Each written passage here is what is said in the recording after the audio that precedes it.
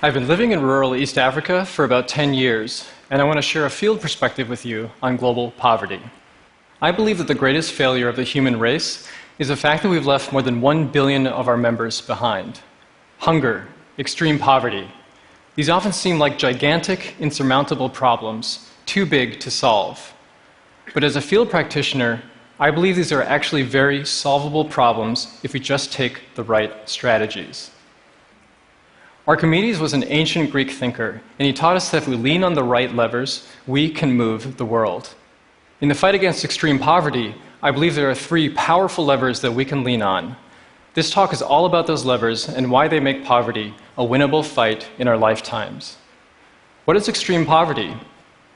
When I first moved to rural East Africa, I stayed overnight with a farm family. They were wonderful people. They invited me into their home. We sang songs together. They ate a simple dinner. They gave me a blanket to sleep on the floor. In the morning, however, there was nothing to eat. And then at lunchtime, I watched with an increasingly sick feeling as the eldest girl in the family cooked porridge as a substitute for lunch. For that meal, every child drank 1 cup to survive. And I cannot tell you how ashamed I felt when they handed one of those cups to me, and I knew I had to accept their hospitality. Children need food not only to survive, but also to grow physically and mentally. Every day they fail to eat, they lose a little bit of their future. Amongst the extreme poor, 1 in 3 children are permanently stunted from a lifetime of not eating enough. When that's combined with poor access to healthcare, 1 in 10 extremely poor children die before they reach age 5. And only 1/4 of children complete high school because they lack school fees. Hunger and extreme poverty curb human potential in every possible way. We see ourselves as a thinking, feeling, and moral human race, but until we solve these problems for all of our members, we fail that standard. Because every person on this planet matters. This child matters. These children matter. This girl matters. You know, we see things like this, and we're upset by them. But they seem like such big problems. We don't know how to take effective action. But remember our friend Archimedes. Global poverty has powerful levers. It's a problem like any other. I live and work in the field, and as a practitioner, I believe these are very solvable problems. So for the next 10 minutes, let's not be sad about the state of the world. Let's engage our brains. Let's engage our collective passion for problem solving and figure out what those levers are. Lever number 1. Most of the world's poor are farmers. Think about how extraordinary this is. If this picture represents the world's poor, then more than half engage in farming as a major source of income. This gets me really excited. You know, all of these people, one profession. Think how powerful this is. When farmers become more productive, then more than half the world's poor earn more money and climb out of poverty. And it gets better. The product of farming is, of course, food. So when farmers become more productive, they earn more food, and they don't just help themselves, but they help to feed healthy communities and thriving economies. And when farmers become more productive, they reduce environmental pressure. We only have 2 ways we can feed the world. We can either make our existing farmland a lot more productive, or we can clear-cut forest and savanna to make more farmland, which would be environmentally disastrous. Farmers are basically a really important leverage point. When farmers become more productive, they earn more income, they climb out of poverty, they feed their communities, and they reduce environmental land pressure. Farmers stand at the center of the world. And not a farmer like this one, but rather this lady. Most of the farmers I know are actually women. Look at the strength and the will radiating from this woman. She is physically strong, mentally tough, and she will do whatever it takes to earn a better life for her children. If we're going to put the future of humanity in one person's hands, then I'm really glad it's her.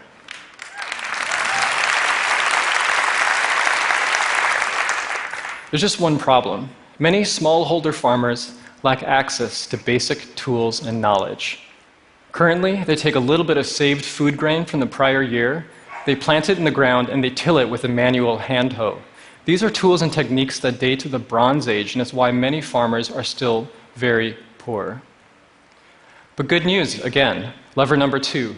Humanity actually solved the problem of agricultural poverty a century ago. Let me walk you through the 3 most basic factors in farming. First, Hybrid seed is created when you cross two seeds together. If you naturally pollinate a high-yielding variety together with a drought-resistant variety, you get a hybrid that inherits positive traits from both of its parents. Next, conventional fertilizer, if used responsibly, is environmentally sustainable. If you micro-dose just a pinch of fertilizer to a plant that's taller than I am, you unlock enormous yield gain. These are known as farm inputs.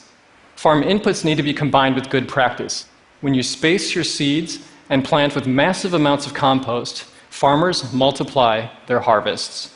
These proven tools and practices have more than tripled agricultural productivity in every major region of the world, moving mass numbers of people out of poverty. We just haven't finished delivering these things to everybody just yet, particularly in sub-Saharan Africa. So overall, this is amazing news. Humanity actually solved agricultural poverty a century ago, in theory.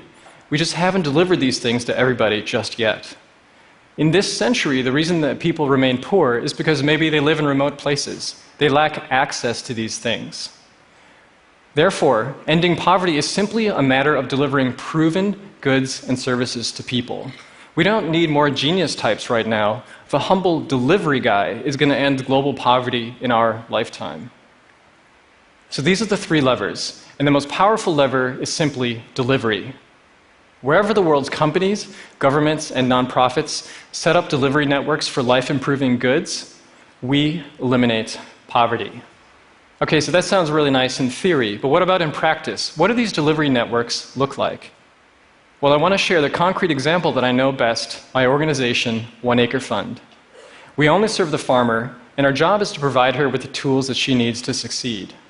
We start off by delivering farm inputs to really rural places. Now, this may appear initially very challenging, but it's pretty possible. Let me show you. We buy farm inputs with the combined power of our farmer network and store it in 20 warehouses like this. Then, during input delivery, we rent hundreds of 10-ton trucks and send them out to where farmers are waiting in the field. They then get their individual orders and walk it home to their farms. It's kind of like Amazon for rural farmers. Importantly, realistic delivery also includes finance, a way to pay. Farmers pay us little by little over time, covering most of our expenses. And then we surround all that with training. Our rural field officers deliver practical, hands-on training to farmers in the field every 2 weeks.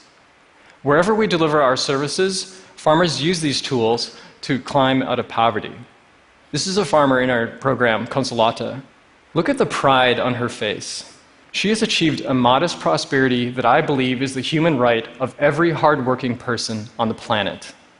Today, I'm proud to say that we're serving about 400,000 farmers like Consolata.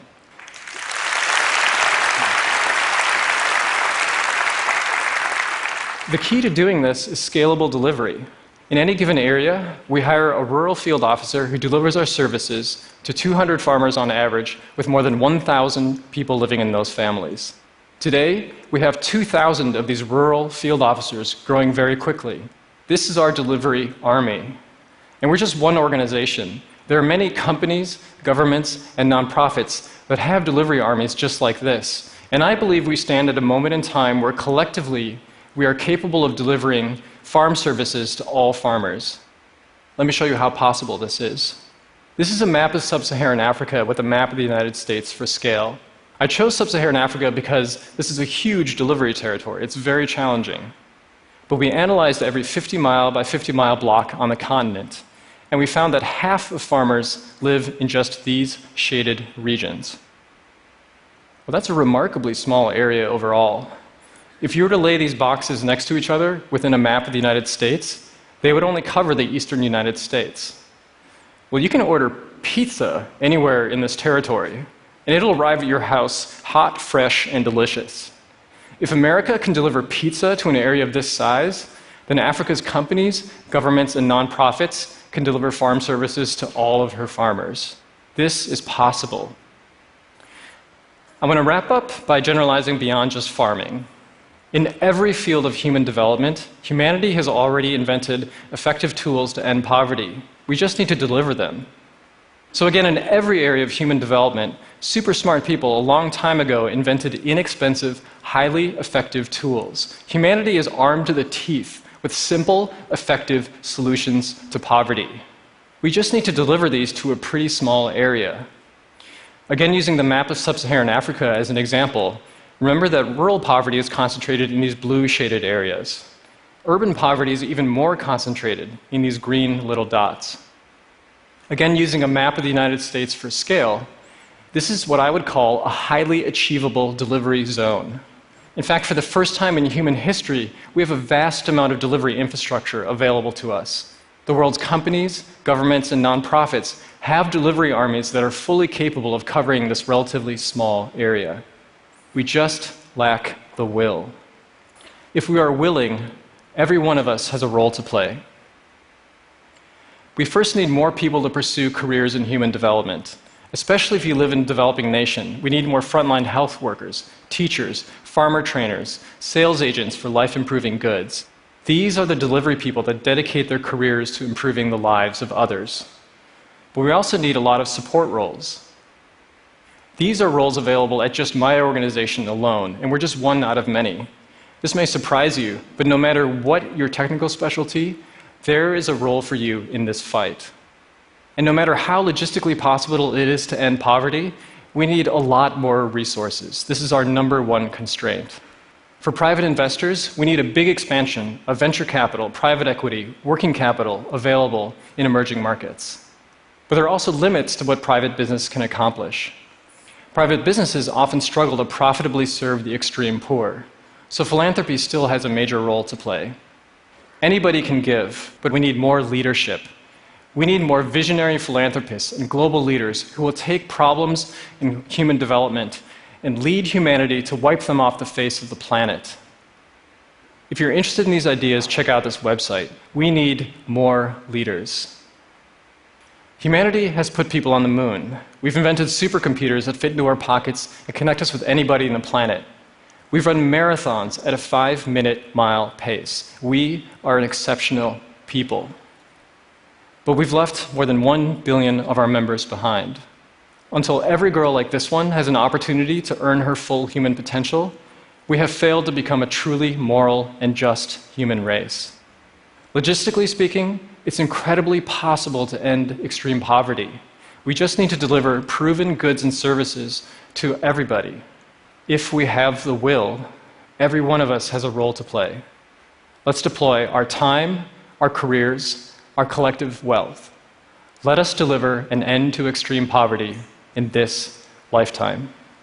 Thank you.